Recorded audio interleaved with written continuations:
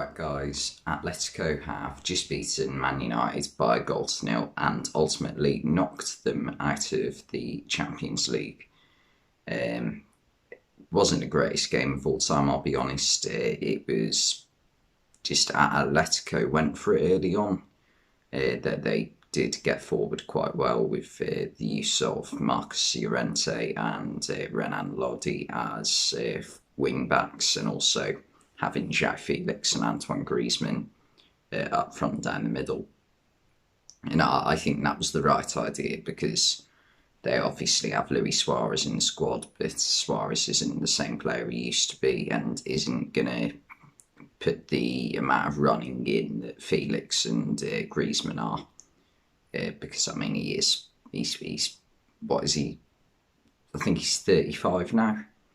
So his best days are past him by a mile. And yeah, first half, Atletico didn't dominate, but they got the better chances. They actually took the lead through a goal from João Felix before it was disallowed correctly for offside, as Llorente was offside. And it was a brilliantly worked goal, nice 1-2 in the centre of midfield. Before it was played out wide to Llorente and he crossed it in for Felix, and Felix did quite well to put it in the net, but it was just offside. And they actually did take the lead through a counter-attack that was played to the back post, and Renan Lodi had a free header, and it was just poor defending from United, and De Gea probably didn't cover himself in glory either, leaving a fair portion of his near post free for the ball to go in. I thought Maguire was out of position, meaning that Dalot had to come inside, and he had 3 players to keep an eye on. So Dalot was ultimately screwed because of the players around him. Elanga probably didn't get back quite quick enough, but I felt it was Maguire who stretched the defence too much, which caused the main problem for United. But yeah, second half you thought, United, are they going to go for it? But they did what they always seem to do in these situations at the moment, and that is just chuck as many attacking players on and hope for the best. Bruno Fernandes back in the team today after illness, but failed to really have an impact once again.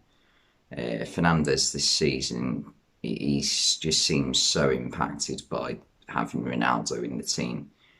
I've sort of been in the camp that Ronaldo is doing more harm to United than good, but I'm starting to change my mind on that.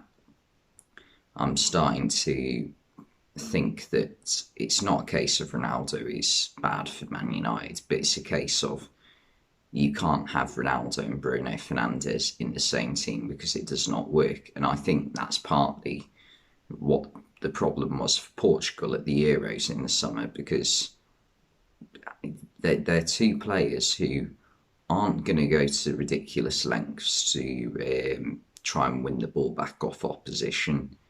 And that, yeah, they're just not. And they also get in each other's way. Like we saw at the weekend, without Fernandes in the team, Ronaldo gets involved a lot more. I know a lot of people are going to say, but that's just because he scored a hat-trick. But no, it's not. Even his all-round play on Saturday against Tottenham was a lot better.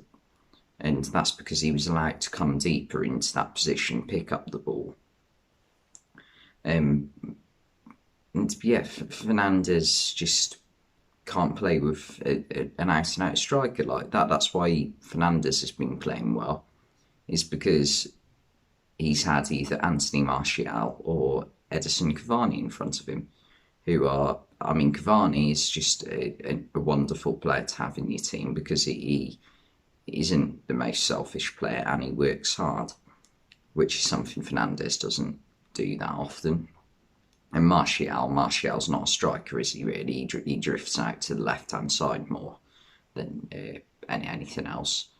And yeah, I felt Fernandes, I probably wouldn't have started him after what happened at the weekend. I'd probably given Pogba a go. In, yeah, um, Sancho had a couple of good moments for United, but still couldn't really create anything that was like a really good chance. Ronaldo, I thought he's got to score because of his ridiculous record against Atletico, but nothing really came for him tonight. And then, yeah, the subs didn't really work too well for United either. Rashford came on and failed to really have an impact. Same with, well, when Pogba came on, he didn't do much. Same with Cavani and Mata as well.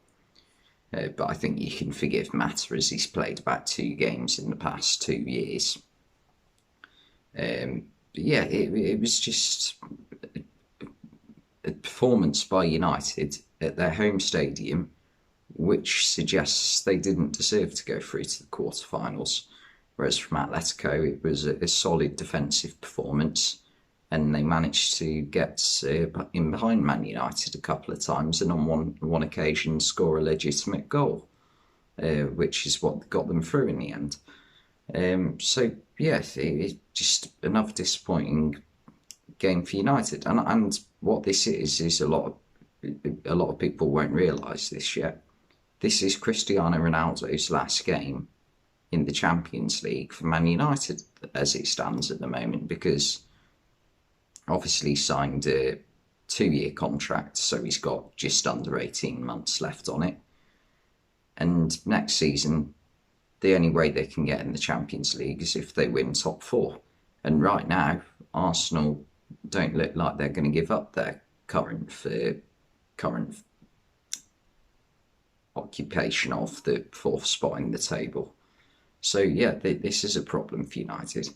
But yeah, Atletico are through, and so Benfica in a bit of a shock result in the other game.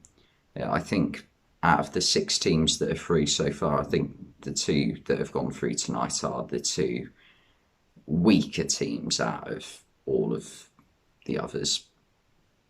And yeah, in fact, I think if you look at, so let's say tomorrow night, Chelsea go through and Juventus or Villarreal. I think Juventus and Villarreal are a similar level team at the moment, because Juventus have dropped off massively over the past 3 years, I think, since around 2017.